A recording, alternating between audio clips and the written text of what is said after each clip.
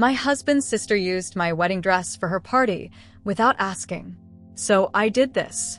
The ivory gown hung in my closet like a promise, layers of lace and pearl beading that had once made me feel like the most beautiful woman in the world. I ran my fingers along the intricate stitching, remembering the day I said, "I do," to Daniel, how his eyes had welled up when he first saw me walking down the aisle. It was one of the few moments I truly felt like I belonged with the Morgans. "Are you getting sentimental again?" Daniel's voice broke through my thoughts as he leaned against our bedroom doorframe, that crooked smile I fell in love with spreading across his face. "Just thinking about our anniversary," I replied, letting the closet door swing shut. 2 years of marriage, and sometimes I still felt like I was auditioning for a permanent role in his family. When Daniel proposed, he'd warned me that his family was close-knit. "We're like a little tribe," he'd said proudly. "Sunday dinners are mandatory. Holidays are planned 6 months in advance, and my mom still has all our baby teeth in labeled envelopes." What he hadn't mentioned was how that closeness created an impenetrable force field around the Morgan family, one that seemed designed to keep me firmly on the outside, looking in. The gatekeeper of this family fortress was Chloe, Daniel's younger sister by 3 years. With her perfect blonde waves and infectious laugh, she had the uncanny ability to control family opinions with just a raised eyebrow or pointed sigh. While I struggled to remember which cousin was allergic to shellfish or which aunt had feuded with which uncle in 1997, Chloe effortlessly maintained her status as the family's golden child. "You're overthinking again," Daniel said, crossing the room to wrap his arms around my waist. "I can practically hear the gears turning in your head." I leaned back against his chest. "Your mom called. She wants us to come over tonight for an impromptu family meeting. Apparently, Chloe has some big announcement." Daniel's eyes lit up. Maybe she finally got that promotion at work. She's been finishing herself for it. The promotion I'd helped her prepare for by spending 12 hours editing her portfolio and rehearsing interview questions, though no one in the family seemed to remember that part. "Maybe," I said, trying to keep the edge out of my voice. "I just wish your family would give us a little more notice. I had plans to prepare for my presentation tomorrow." Daniel's face fell slightly. "It's just one evening, Ava. Family comes first, you know that." Family comes first. The Morgan family motto, repeated so often it might as well have been embroidered on pillows throughout their home. What it really meant was, Morgan family comes first. I was just Ava, the outsider, who happened to have a ring. I nodded and forced a smile. "Of course. Let me just wrap up a few things, and I'll be ready to go." 3 hours later, we were seated around the Morgan family dining table, a massive oak heirloom that had witnessed countless family milestones. Charles and Vivian Morgan, my in-laws, sat at either end, while Daniel and I faced Chloe and her boyfriend Jason. The table was set with the good china, which meant Vivian had deemed whatever announcement was coming worthy of the plates reserved for Christmas and Easter. Before Chloe shares her news, Vivian said, passing a bowl of roasted potatoes my way, "Ava, dear, would you mind using the gravy boat for the gravy? We don't typically pour it directly from the store-bought container." Her smile was saccharine, her eyes cold.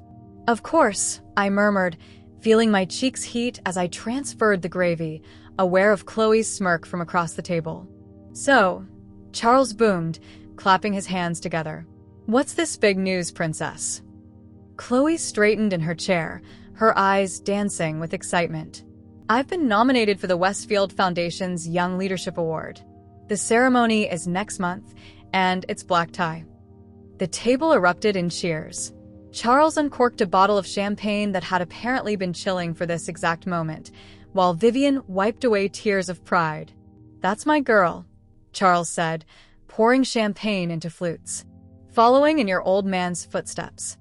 I remembered Daniel mentioning that his father had won the same award 30 years ago.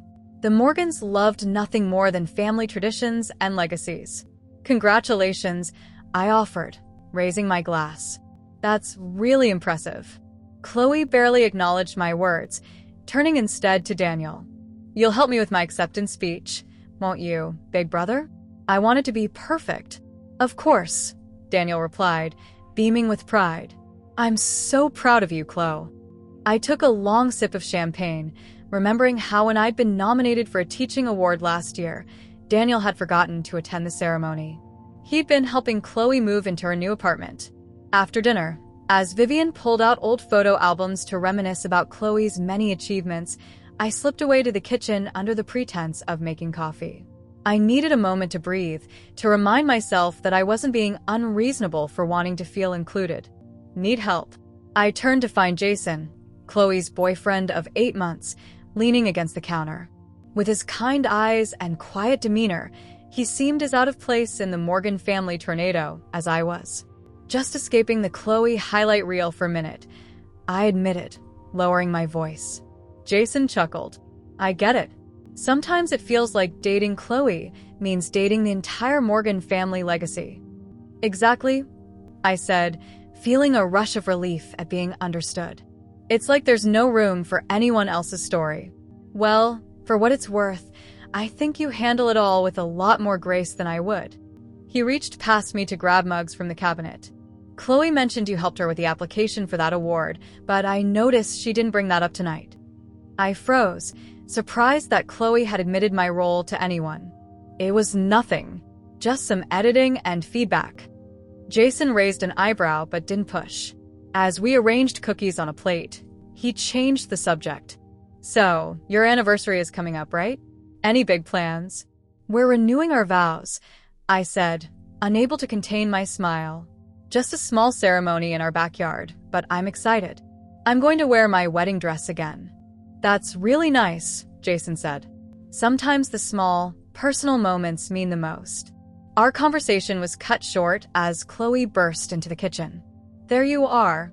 Mom's asking where the coffee is, and Dad's ready to start planning my award gala outfit. Her eyes darted between us suspiciously. What are you two gossiping about? Ava was just telling me about their anniversary plans, Jason said. Chloe's eyes flicked to me dismissively.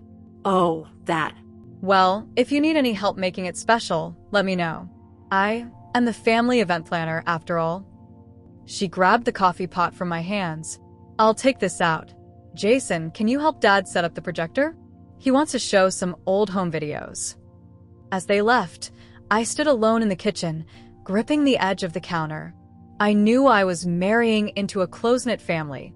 What I didn't know was that I'd always be treated like the outsider who didn't belong. The next morning, I woke early to prepare for my presentation. Daniel was still asleep, having stayed up late reminiscing with his family. I tiptoed to the closet to select my outfit, deciding to also check that my wedding dress was properly hung for our anniversary vow renewal that weekend. But when I slid the garment bag aside, all I found was an empty hanger. My heart raced as I frantically searched the closet, thinking perhaps I'd moved it and forgotten. But the distinctive ivory gown with its hand-stitched beading was nowhere to be found. Daniel, I called, my voice catching. Daniel, wake up. My wedding dress is gone.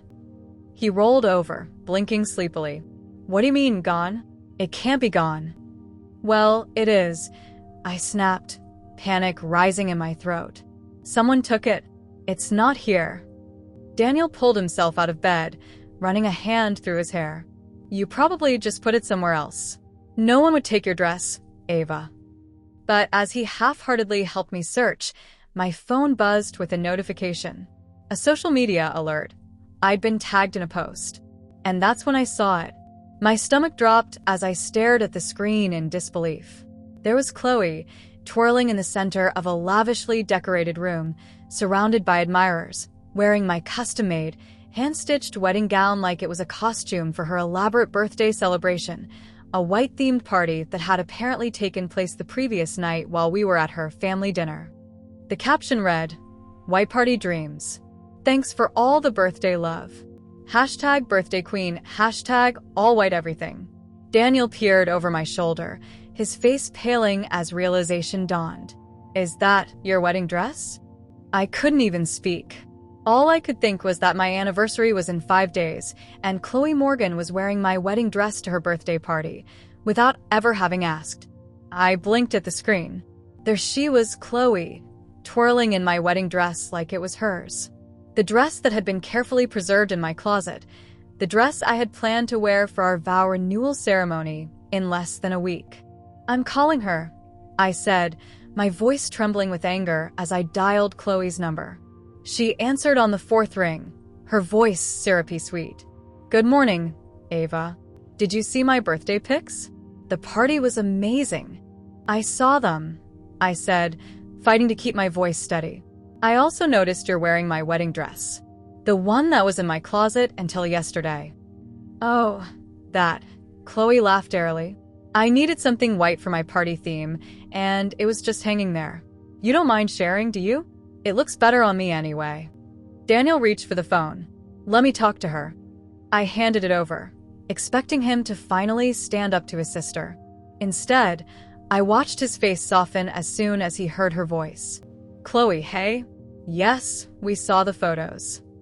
He paused, listening. "I know you didn't mean any harm, but that dress means a lot to Ava." Another pause. "Well, yes, I understand it was last minute, but..." I snatched the phone back. "Chloe, I need my dress back. Today. In the exact condition it was in when you took it without permission." "God, you're being so dramatic," Chloe sighed. "Fine. "I'll drop it off later. But seriously, Ava, it's just a dress. In this family, we share things." "No, Chloe. In this family, you take things, and everyone enables you." I hung up, turning to face Daniel, whose expression hovered between confusion and defensiveness. "That was harsh," he said quietly. "Harsh? Daniel, she broke into our house, stole my wedding dress, wore it to a party with who knows how many drunk people, and then had the audacity to tell me it looks better on her." Daniel ran a hand through his hair. "She has a key for emergencies, Ava, and she probably just borrowed it impulsively. You know how Chloe gets with her party themes." That was precisely the problem. Everyone knew how Chloe gets and used it to excuse her selfish behavior. I grabbed my keys and bag. "I'm going to get my dress. Now." When I arrived at Chloe's apartment, the aftermath of her party was everywhere. Empty champagne bottles, white balloons deflating in corners, and remnants of cake smashed into the white shag carpet. My stomach churned at the thought of my dress in this chaos. Chloe answered the door in silk pajamas, looking remarkably fresh-faced for someone who had clearly been celebrating until the early hours. "It's on the bed," she said, stepping aside to let me in. "But I honestly don't see why you're so worked up. It's not like you can't afford another one." I followed her to the bedroom, where my once pristine gown lay in a crumpled heap. As I got closer, my heart sank. There was a champagne stain spreading across the bodice, and one of the delicate lace sleeves had been torn at the shoulder. "What did you do?" I whispered, lifting the dress gingerly. Chloe shrugged. "Things got a little wild. Don't worry, I'm sure it can be cleaned." "This isn't just any dress, Chloe. It's my wedding dress. It was custom-made. These beads were hand-sewn." I felt tears threatening to spill. "Well, if you're going to be like that, maybe you should leave. I have a brunch to get ready for." I carefully folded the dress over my arm, too devastated to argue. As I turned to leave, I noticed something on her vanity, my grandmother's pearl earrings, which had been stored in my jewelry box next to where the dress had been hanging. "Those are mine too," I said, pointing. Chloe rolled her eyes, but handed them over. Finders keepers. They were with the dress. By the time I got home, Daniel was on the phone with his mother. From his side of the conversation, I could tell I was being painted as the unreasonable one. "Mom, I know, but Ava's really upset. Yes, I understand it was just for one night. I know Chloe always loved that dress." When he hung up, he looked at me apologetically. "My parents think we're overreacting. They said Chloe's always been impulsive, but means well." I carefully laid out the damaged dress on our bed. "Does this look like meaning well to you?" Daniel winced at the stains and tears. "I'll talk to her again." "No, I want you to stand up for me. For once, I want her family to acknowledge that what Chloe did was wrong." Later that evening, Charles and Vivian came over, supposedly to help mediate. Within minutes, they were defending their daughter. "She's under so much pressure with this award nomination," Vivian explained, as if that justified theft and destruction of property. "It's not like she did it maliciously," Charles added. Our Chloe just gets carried away sometimes. I looked from face to face. Chloe's smug expression, her parents' indulgent smiles, and worst of all, Daniel's conflicted but ultimately acquiescent posture. That's when I realized it wasn't about the dress. It was about how they never saw me as one of them. I excused myself and walked out onto our patio, needing air and space. Through the window, I could see them huddled together, the Morgan family unit intact, while I stood alone in the growing darkness. That's when I realized it wasn't about the dress. It was about how they never saw me as one of them. This wasn't Chloe's first offense. Far from it. Like water dripping on stone, her actions had been slowly eroding my patience, my self-worth, and my marriage for 2 years. At our wedding, she had hijacked the speeches, turning what should have been a 5-minute toast into a 30-minute monologue about her and Daniel's childhood. Remember when we built that tree house and said no girls allowed? Well, I guess we have to make an exception now. The guests had laughed while I'd sat there, smile frozen in place, already feeling like an intruder. When Daniel and I bought our house, Chloe had shown up with paint swatches and furniture catalogs. "This place has so much potential," she'd said, eyeing my carefully chosen decor with thinly veiled disdain. "Let me help you make it more, Morgan." She'd proceeded to rearrange our living room while Daniel beamed with appreciation for his sister's artistic eye. And 6 months ago, when we'd announced we were trying for a baby, Chloe had immediately appointed herself coordinator of my baby shower, despite the fact that I wasn't even pregnant yet. "I've already started a guest list," she'd announced over Sunday dinner. When the list arrived in my inbox, I discovered she'd excluded my closest friends and doubled the number of Morgan family members. But using my dress was the last straw. I pulled out my phone and scrolled through the photos Chloe had posted. There she was, posing with a champagne flute in one hand, the train of my dress wrapped around her other arm. In another shot, she was cutting her birthday cake, frosting smeared dangerously close to the delicate lace bodice. The comments were filled with praise. "Gorgeous. Birthday queen. That dress is everything." One comment caught my eye. Daniel's cousin Megan had written, "Isn't that Ava's wedding gown?" Chloe had replied with a laughing emoji, and "She'll never know." Besides, I needed something fabulous for the party, so she knew exactly what she was doing. This wasn't impulsive, it was deliberate. I took a screenshot, then another of a similar exchange where Chloe boasted about borrowing my dress without permission. Slowly, methodically, I began to document evidence of Chloe's pattern of behavior. When I returned inside, the Morgan family intervention was wrapping up. Vivian was patting Daniel's hand reassuringly. "We've decided the best solution is for Chloe to pay for the dress to be professionally cleaned," Charles announced, as if bestowing a great gift upon me. "And I'll help you find something else for your vow renewal," Vivian added magnanimously. "Maybe something more appropriate for a second ceremony." I looked at Daniel, hoping he'd speak up, but he just nodded along. "Thank you for your concern," I said, my voice calm despite the storm brewing inside me. "But I think I'll handle this my way." That night, as Daniel slept beside me, I created a new folder on my phone, Morgan Family Receipts. Into it went the screenshots from Chloe's post, along with older evidence I'd never had the courage to confront, texts where she mocked my teaching career, photos of her wearing my clothes without permission, the email where she'd edited my baby shower guest list. Instead of reacting emotionally, I decided to fight back strategically. The next morning, over coffee, Daniel tried to smooth things over. "Mom called. They want us to come to dinner tonight to put all this behind us." "I can't tonight," I said. "I have a parent-teacher conference." Daniel frowned. "Can't you reschedule?" "Family comes first, Ava." I set down my mug carefully. "No, Daniel. My job comes first tonight. And maybe it's time we discussed what family really means to you." He looked startled. "What's that supposed to mean?" "It means that I'm tired of being the outsider. It means that I'm your family too, not just an accessory to the mighty Morgan clan." "That's not fair. You know I love you." "Do I? Because from where I'm standing, it looks like your sister can do no wrong, even when she's literally stealing from your wife." Daniel's face flushed. She made a mistake. Why can't you just forgive her and move on? I stood up, gathering my things for work. Because this isn't about forgiveness, Daniel. It's about respect. And until your family, including you, can give me that basic courtesy, we have bigger problems than a ruined dress.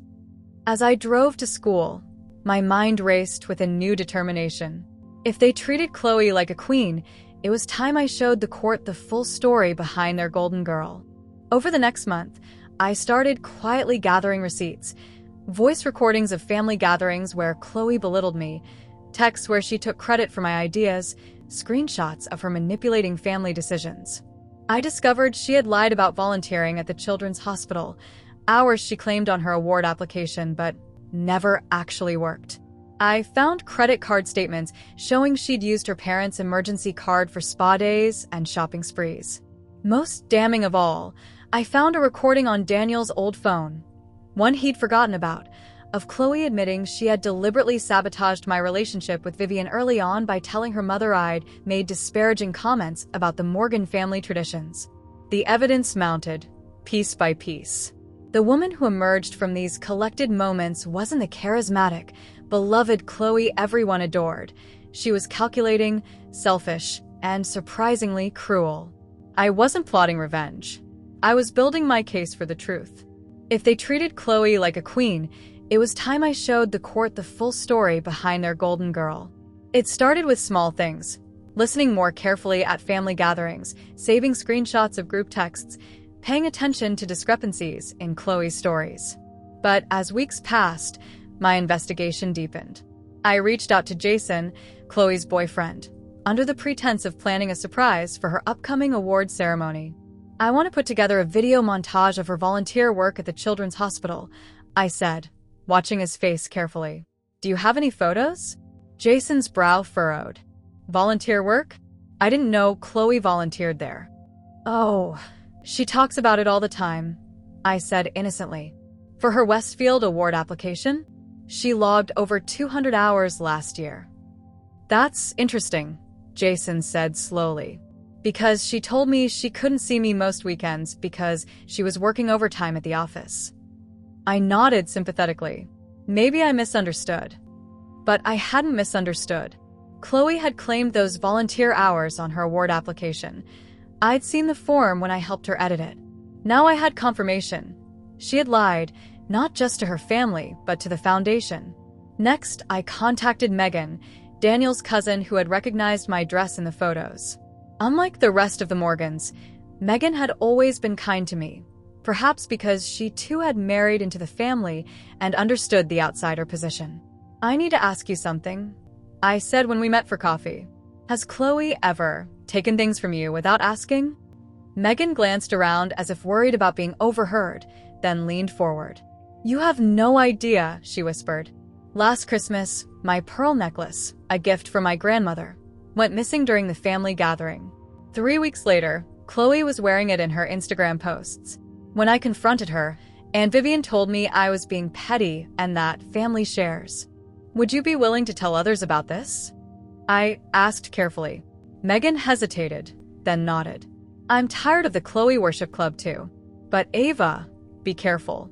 The Morgans close ranks when one of their own is threatened. I was counting on it.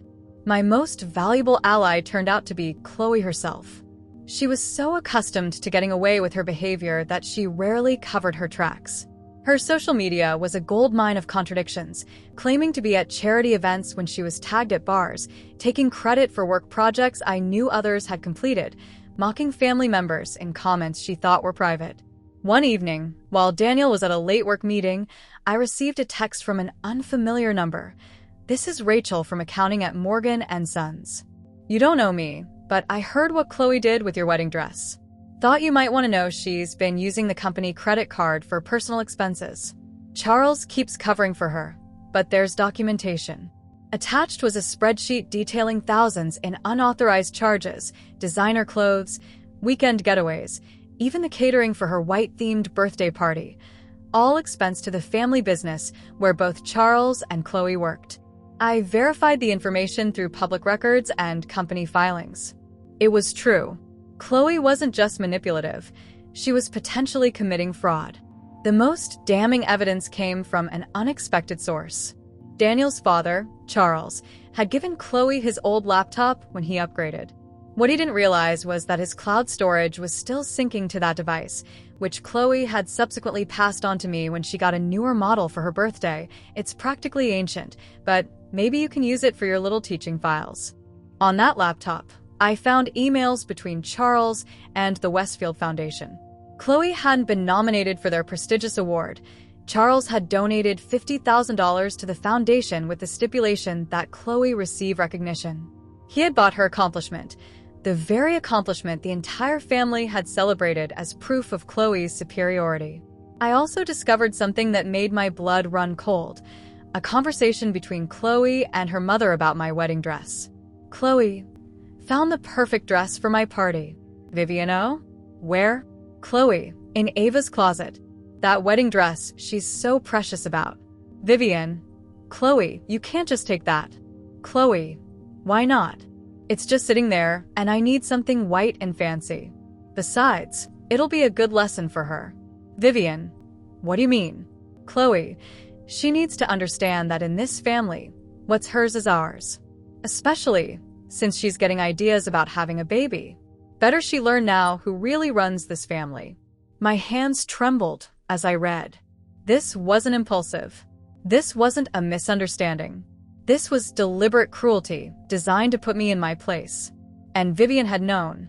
She'd known before it happened, yet she'd sat in my living room, defending her daughter and chastising me for overreacting. As the evidence mounted, I realized I had more than just petty grievances. I had proof of lies, manipulation, and potentially illegal behavior. But more importantly, I had the truth about who Chloe Morgan really was behind the Golden Girl facade. Now I just needed the right moment to reveal it. That opportunity came sooner than expected. A week before the Westfield Awards ceremony, Charles called a family dinner. "We need to coordinate for Chloe's big night," he announced in the group chat. "Everyone's attendance is mandatory." I looked at my growing folder of evidence and smiled. Mandatory attendance? Perfect. If they wanted a family gathering, I'd give them one they'd never forget. No one knew how far I was willing to go to reclaim my dignity, but they were about to find out. The night of the family dinner arrived with a tangible electricity in the air. Rain pattered against the windows of Charles and Vivian's stately colonial home, providing a dramatic backdrop to what I knew would be an unforgettable evening. I dressed with purpose, a crisp white blouse and black slacks, professional and poised. No Morgan family member would be able to dismiss me as emotional or hysterical tonight. Daniel noticed my careful preparation. "You look nice," he said cautiously. Things had been tense between us since the dress incident. "I'm glad you're making an effort for Chloe's night." I smiled enigmatically. I wouldn't miss it for the world. When we arrived, the usual suspects were already assembled in the dining room. Charles at the head of the table, Vivian fussing with flower arrangements, Chloe holding court with a glass of champagne. Jason sat beside her, looking increasingly uncomfortable as the evening progressed. I wondered if he'd begun to see through his girlfriend's facade. "Ava, Daniel." Finally, Vivian trilled. "We were just discussing Chloe's acceptance speech. She's been practicing all week." "I'm sure it's perfect," I said, taking my seat. I placed my phone on the table beside me, the screen dark but fully prepared. Throughout the appetizer course, I remained quiet, letting the Morgan family dynamics play out in their typical fashion. Charles dominated the conversation. Vivian supported every statement, Chloe preened under their attention, and Daniel tried to keep everyone happy. It was a well-rehearsed performance that had been running for decades. As the main course was served, Chloe turned to me with a saccharine smile. "By the way, Ava, I never properly apologized for the dress situation. It was thoughtless of me." "Was it?" I asked calmly, taking a sip of water. She blinked, clearly expecting me to either accept her non-apology or cause a scene. I did neither. "Well, yes," she continued, faltering slightly. "Anyway, water under the bridge, right? Family is what matters." "I couldn't agree more," I said, placing my napkin on the table. "Family is everything." That's why honesty within a family is so important, don't you think? Charles chuckled. Always the teacher, Ava. Yes, honesty is the best policy and all that. I'm glad you feel that way, I said, meeting his gaze steadily. Because I think it's time we had an honest conversation about the Westfield Foundation Award. The room went silent. Charles's fork paused midway to his mouth. What about it? Chloe asked, her voice suddenly sharp. I know about the donation, Charles, I said quietly. The $50,000 you gave to secure Chloe's nomination. I've seen the emails. Vivian gasped. That's ridiculous. Charles would never. I have the evidence right here, I said, picking up my phone. Along with proof that Chloe lied about her volunteer hours at the Children's Hospital, has been embezzling from the company, and deliberately stole my wedding dress to, in her words, show Ava who really runs this family.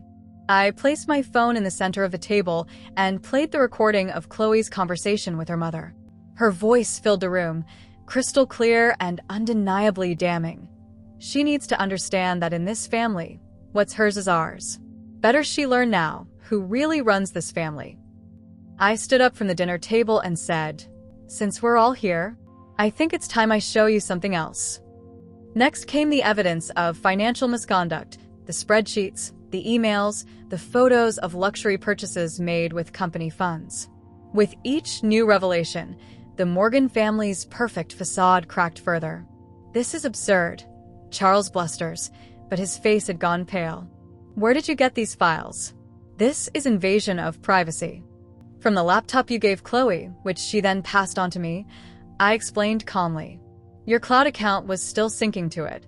As for invasion of privacy, like when Chloe invaded my home and took my wedding dress without permission. Chloe's face contorted with fury. You've been planning this ambush for weeks. See, Mom? This is exactly why she doesn't belong in our family. She's vindictive and calculating. Projecting much, Chloe? I asked, playing her recorded conversation with a friend where she mocked her own parents and boasted about manipulating them. Is this the real Chloe Morgan? The one who calls her father an easy mark and her mother pathetically gullible? Faces dropped around the table. Jason pushed his chair back, shock evident in his expression. Jace, she's twisting everything, Chloe pleaded, reaching for his hand. But Jason was already on his feet. Is it true? About the Children's Hospital? You told me you were working late all those weekends. I can explain. And the award? Your father bought it for you. His voice cracked with disappointment. I defended you to my parents when they said you were spoiled and entitled. I believed in you. Jason, please. Chloe's perfect composure finally shattered as he walked out of the dining room without looking back. Charles attempted to salvage the situation, his businessman instincts kicking in. Now, let's all calm down. I'm sure there are explanations for all of this. Ava, this vendetta against Chloe has gone too far. This isn't a vendetta, I corrected him. It's accountability. Something Chloe has never experienced in this family. Throughout it all, Daniel had remained silent, his eyes moving from his sister to his parents to me with growing comprehension. Now he slowly stood up. Is all of this true? He asked, looking directly at Chloe. Her silence was answer enough. The scholarship you claimed to earn in college? The promotion you said you got on merit? Taking Ava's dress deliberately to hurt her. Chloe's parents tried to intercede, but Daniel raised his hand. No, I want to hear it from Chloe.